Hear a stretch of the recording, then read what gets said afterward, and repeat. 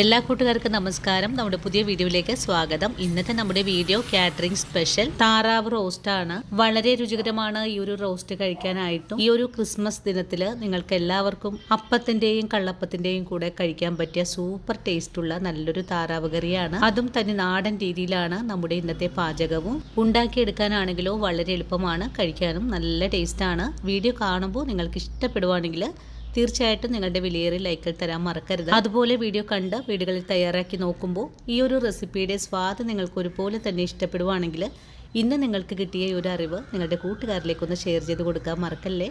അപ്പോൾ ഉടൻ തന്നെ നമുക്ക് നമ്മുടെ വീഡിയോ കാണാൻ പോകാം. ഇനി നമുക്ക് താറാവ് റോസ്റ്റ് തയ്യാറാക്കാൻ തുടങ്ങാം. ഇതിനായിട്ട് ഞാനിവിടെ ഒരു താറാവാണ് കഴുകി വൃത്തിയാക്കി എടുത്ത് വെച്ചിട്ടുള്ളത്. ഇതിന്റെ ബാഡ് സ്മെല്ലൊക്കെ പോയി കിട്ടുന്നതിനായിട്ട് ഇതിന്റെ ആ ഒരു ചോര വെള്ളമെല്ലാം കഴുകി കളഞ്ഞതിന് ശേഷം വിനാഗിരിയും ഉപ്പും കൂടി ചേർത്ത് നല്ലതുപോലെ തിരുമ്മി ഒരു 10 മിനിറ്റ് നേരം ആ ഒരു വെള്ളത്തിൽ മുക്കി വെച്ച് വൃത്തിയായിട്ട് കഴുകി എടുത്തിട്ടുള്ളതാണ്. ഇനി നമുക്ക് ഈ താറാവ് ഒന്ന് മാറ്റി വെച്ചതിന് ശേഷം ഇതിലേക്ക് ആവശ്യമായ മസാലകൾ കൂടെ ഒന്ന് എടുത്തു വെക്കാം. നമ്മൾ ഇന്ന് വാങ്ങിയിട്ടുള്ള താറാവ് 1/200 അളവുണ്ട്. അതിനായിട്ട് ഞാനിവിടെ എടുത്തിട്ടുള്ളത് 3 സ്പൂൺ അളവില് മുഴുവൻ മല്ലി. നിങ്ങൾക്ക് മുഴുവൻ മല്ലി ഇല്ലെങ്കിൽ മല്ലിപ്പൊടി എടുത്താലും കുഴപ്പമൊന്നുമില്ല. കൂടെ തന്നെ 1 സ്പൂൺ അളവില് കുരുമുളക്. നമ്മളിന്ന് ഉണക്കമുളകിന്റെ അളവ് വളരെ കുറച്ചാണ് എടുത്തിട്ടുള്ളത്. കുരുമുളകിന്റെയും പച്ചമുളകിന്റെയും എരിവാണ് കൂടുതൽ കിട്ടുക. പിന്നെ നമ്മൾ എടുത്തിട്ടുള്ളത് 1/2 സ്പൂൺ അളവില് പെരിഞ്ജീരകം, ഒരു 10 ഏലക്ക എടുത്തിട്ടുണ്ട്. അതുപോലെ ഒരു 5 ഗ്രാമ്പു, 1/2 ടീസ്പൂൺ അളവില് നല്ല ജീരകം, ഒരു 6 വറ്റൽമുളക്, 3 ചെറിയ കഷ്ണം കറുവപ്പട്ട. ഇനി നമുക്ക് ഈ മസാലകൾ ഒന്ന് പൊടിച്ചെടുക്കണം. മസാലകൾ പൊടിച്ചെടുക്കുന്ന സമയത്ത് ഇതുപോലെ കുറച്ച് കറിവേപ്പിലയും കൂടി ചേർത്തിട്ട് വേണം വറുത്തെടുക്കാനായിട്ട്. മസാലകൾ വറുത്തെടുക്കുന്നതിന് മുമ്പായിട്ട് തന്നെ നമുക്ക് താറാവ് ഒന്ന് ഒരു 3-4 വിസില് ഒരു കുക്കറിൽ വെച്ചിട്ട് ഒന്ന് വേവിച്ചെടുക്കണം. താറാവ് വേവിച്ചെടുക്കാനായിട്ട് കുക്കറിലേക്ക് മാറ്റിയിട്ടുണ്ട്. ഇനി ഇതിലേക്ക് ഒരു നുള്ള് മഞ്ഞൾപ്പൊടി ചേർക്കാം. കഷ്ണങ്ങൾക്ക് ആവശ്യമായ ഉപ്പ് ചേർക്കാം. 1/2 സ്പൂൺ അളവില് കുരുമുളക് പൊടിച്ചത്, 1/4 ടീസ്പൂൺ അളവില് പെരിഞ്ജീരകം പൊടിച്ചത്, കുറച്ച് വെളിച്ചെണ്ണ ഒഴിച്ചു കൊടുക്കണം. ഇത് നല്ലോണം ഇളക്കി ഒന്ന് മിക്സ് ചെയ്തെടുക്കണം. കഷ്ണങ്ങളൊന്ന് ഇളക്കി മിക്സ് ചെയ്ത് കഴിഞ്ഞാൽ പിന്നെ നമുക്ക് കുക്കർ മൂടിയിട്ട് 4 വിസിൽ വരുന്നത് വരെയും വേവിച്ചെടുക്കാം. ഞാൻ ഈ കഷ്ണങ്ങളിലേക്ക് വെള്ളമൊന്നും തന്നെ ചേർക്കുന്നില്ല. ഇനി കുക്കർ മൂടി അടുപ്പിലേക്ക് മാറ്റാം. അങ്ങനെ താറാവ് കഷ്ണങ്ങൾ വേവിക്കാനായിട്ട് അടുപ്പിലേക്ക് മാറ്റിയിട്ടുണ്ട്. ഈ ഒരു സമയത്ത് തന്നെ നമുക്ക് മസാലയും വറുത്തെടുക്കാം. ഇനി ചൂടായ പാനിലേക്ക് മസാലകൾ ഫ്രൈ ചെയ്യാൻ മാറ്റാം. നല്ലതുപോലെ ഇളക്കി കൊടുത്തതൊന്ന് ഫ്രൈ ചെയ്തെടുക്കാം. 2 തണ്ട് കറിവേപ്പില കൂടെ ചേർക്കണം. വീണ്ടും നല്ലോണം തന്നെ മൂപ്പിച്ചെടുക്കാം. മസാലകളൊക്കെ ഇപ്പോൾ നല്ലതുപോലെ മൂത്ത് വന്നിട്ടുണ്ട്. ഇനി നമുക്ക് ഫ്ലെയിം അങ്ങ് ഓഫ് ചെയ്ത് കൊടുക്കാം. അതിനുശേഷം ഇതൊന്ന് തണുത്ത് വരുമ്പോഴേക്കും നമുക്ക് ഒരു മിക്സിയുടെ ജാറിൽ ഇട്ട് കൊടുത്ത് ഒന്ന് പൊടിച്ചുകൂടി എടുക്കണം. ഈ ഒരു മസാലകൾ ഇതുപോലെ മൂത്ത് വരുന്ന സമയത്ത് നമുക്കിതിലേക്ക് കുറച്ച് മഞ്ഞൾപ്പൊടി കൂടെ ചേർക്കണം. വീണ്ടും നല്ലോണം ഒന്ന് ഇളക്കി കൊടുക്കാം. ഇനിയിപ്പോൾ മസാലകളുടെ ചൂട് ആറി വരുമ്പോൾ നമുക്കിതൊന്ന് പൊടിച്ചുകൂടി എടുക്കാം. ഇതൊക്കെ വറുത്ത് മാറ്റി വെച്ച് കഴിഞ്ഞാൽ പിന്നെ നമുക്കിതിലേക്ക് വേണ്ടത് 2 ചെറിയ സവാള നൈസായിട്ട് കട്ട് ചെയ്ത് വെച്ചിട്ടുണ്ട്. അതുപോലെ ഒരു 150 ഗ്രാം അളവിലെ കൊച്ചുള്ളി, ഒരു 10-12 പച്ചമുളകും നമ്മൾ എടുത്തിട്ടുണ്ട്. നമ്മളിന്ന് തയ്യാറാക്കുന്നത് വളരെ രുചികരമായിട്ടുള്ള തനി നാടൻ താറാവ് റോസ്റ്റ് ആണ്. കൂടെ തന്നെ 2-3 പീസ് നാളികേരക്കൊത്ത് കൂടെ എടുത്തിട്ടുണ്ട്. ഈ ഉടൻ തന്നെ നമുക്ക് കറിയുടെ പാചകം തുടങ്ങാം. ഇതിനായിട്ട് ഒരു ഉരുളിയാണ് അടുപ്പിലേക്ക് വെച്ചിട്ടുള്ളത്. ഉരുളി ഒന്ന് ചൂടായി വന്നിട്ടുണ്ട്. ഇനി നമുക്കിതിലേക്ക് വെളിച്ചെണ്ണ ഒഴിച്ചു കൊടുക്കാം. ഇനി ഇതിലേക്ക് ആദ്യമേ നമുക്ക് നാളികേരക്കൊത്താണ് ചേർക്കേണ്ടത്. നാളികേരം ഒന്ന് മൂത്ത് വരുമ്പോഴേക്ക് നമുക്കിതിലേക്ക് ഒരു ചെറിയ കഷ്ണം ഇഞ്ചിയും ഒരു 3 ബോൾ വെളുത്തുള്ളിയും ചതച്ചെടുത്തിട്ടുള്ളതാണ്. ഇതുകൂടെ നമുക്കിതിലേക്ക് ചേർക്കാം. നിങ്ങൾ എടുക്കുന്ന വെളുത്തുള്ളി വലിപ്പമുള്ളതാണെങ്കിൽ 1 ബോൾ എടുത്താൽ മതിയാകും. ഈ സമയത്ത് തന്നെ നമ്മുടെ മസാലകളുടെ ചൂടൊക്കെ ഒന്ന് ആറി വന്നപ്പോൾ നല്ല ഫൈൻ ആയിട്ട് തന്നെ ഞാനിവിടെ പൊടിച്ചു എടുത്ത് വെച്ചിട്ടുണ്ട്. മസാലകൾ പൊടിച്ചു കഴിഞ്ഞാൽ മൂടി തന്നെ വെക്കണം.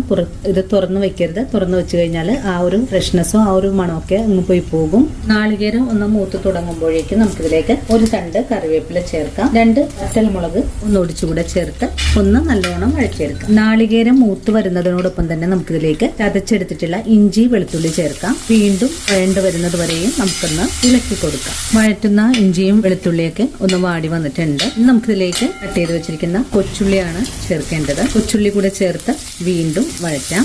ഉള്ളി ഒന്ന് വഴറ്റി 1 മിനിറ്റ് കഴിഞ്ഞാൽ പിന്നെ നമുക്ക് സവാളയും പച്ചമുളകും കട്ട് ചെയ്തത് ചേർക്കാം.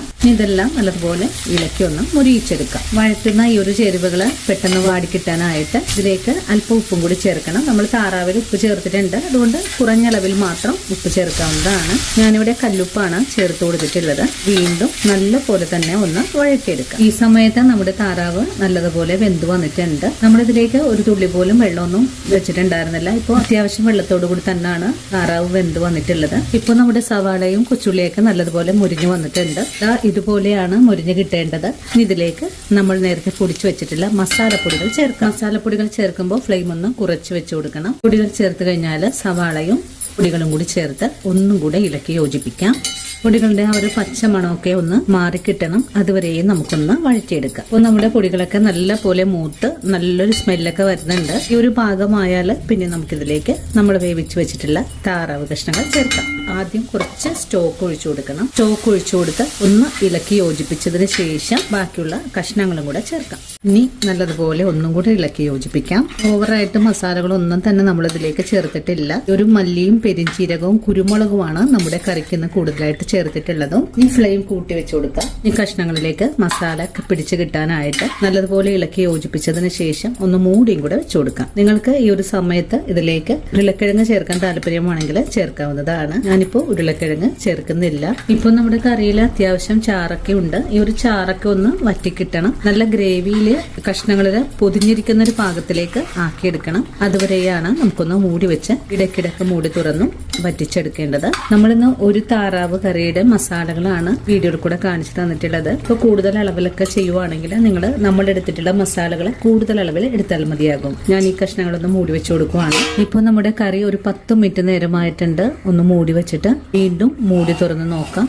അപ്പോൾ ഇതുപോലെ ഒന്ന് ചാറൊക്കെ ഒന്ന് വറ്റി വന്നിട്ടുണ്ട്. നിങ്ങൾക്ക് ഇതിലേക്ക് നാളികേരപ്പാല് ചേർക്കാൻ താല്പര്യമാണെങ്കിൽ ഈ ഒരു സമയത്ത് തന്നെ ചേർക്കാവുന്നതാണ്. ഞാനിപ്പോൾ നാളികേരപ്പാല് ചേർക്കാതെയാണ് കറി തയ്യാറാക്കി എടുക്കുന്നത്. അങ്ങനെ നമ്മുടെ താറാവ് ഇവിടെ ഒരു 10-15 മിനിറ്റ് നേരമായിട്ടുണ്ട് മസാലയിൽ കിടന്ന് തിളക്കാൻ തുടങ്ങിയിട്ട്. വീണ്ടും നമുക്കൊന്നുകൂടെ മൂടി തുറന്ന് നോക്കാം. ഇപ്പോൾ നമ്മുടെ കറി നല്ല പോലെ വറ്റി കുറുകിയ പാകത്തിലേക്കായി വന്നിട്ടുണ്ട്. നിങ്ങൾക്ക് ഈ ഒരു കറി തയ്യാറാക്കി എടുക്കുമ്പോൾ ഇതിലേക്ക് കുറച്ചുകൂടെ ഗ്രേവിയൊക്കെ ആവശ്യമാണെങ്കിൽ ഒരു 2 സ്പൂൺ അളവിൽ ചിക്കൻ മസാലപ്പൊടി കൂടെ ചേർക്കാവുന്നതാണ്. ഇതുപോലൊരു പാകമായാൽ പിന്നെ നമുക്ക് ഫ്ലെയിം അങ്ങ് ഓഫ് ചെയ്ത് കൊടുക്കാവുന്നതാണ്. അങ്ങനെ നമ്മുടെ കറി ഇവിടെ റെഡി ആയിട്ടുണ്ട്. നമുക്കിതിലേക്ക് കുറച്ച് പച്ചമുളക് ചേർക്കാം. പച്ചമുളക് ചേർത്ത് ഒന്ന് ഇളക്കി കൊടുക്കാം. അങ്ങനെ നമ്മുടെ വളരെ സ്വാദിഷ്ടമായ താറാവ് റോസ്റ്റ് ഇവിടെ റെഡിയാണ്. ഇനിയിപ്പോൾ ഇതേപോലെ ഈ ഒരു ക്രിസ്മസ് നാളിൽ എല്ലാവരും തയ്യാറാക്കി നോക്കണം. തയ്യാറാക്കി നോക്കുമ്പോൾ നിങ്ങൾക്ക് ഈ റെസിപ്പിയുടെ സ്വാദ് ഇഷ്ടപ്പെടുവാണെങ്കിൽ നമ്മുടെ പേജ് ഒന്ന് ഫോളോ ചെയ്യുന്ന കാര്യം മറക്കരുത്. അതുപോലെ വീഡിയോ കുറിച്ചുള്ള അഭിപ്രായങ്ങളും കമന്റ്സ് ആയിട്ട് അറിയിക്കാനും മറക്കരുത്. ഇനിയിപ്പോൾ ആദ്യമായിട്ട് നമ്മുടെ വീഡിയോസ് കാണുന്ന കൂട്ടുകാർ ആരെങ്കിലും ഉണ്ടെങ്കിൽ നമ്മുടെ പേജ് ഒന്ന് ഫോളോ ചെയ്ത് നമ്മുടെ ഫാമിലിയിൽ മെമ്പർ ആകാനും മറക്കല്ലേ. അപ്പോൾ ഇനി ഇതുപോലുള്ള തന്നെ നാടൻ റെസിപ്പികളൊക്കെ ആയിട്ട് നമുക്ക് വീണ്ടും കണ്ടുമുട്ടാം. അതുവരെയും ഒത്തിരി സ്നേഹത്തോടെ വീണ്ടും കാത്തിരിക്കുക.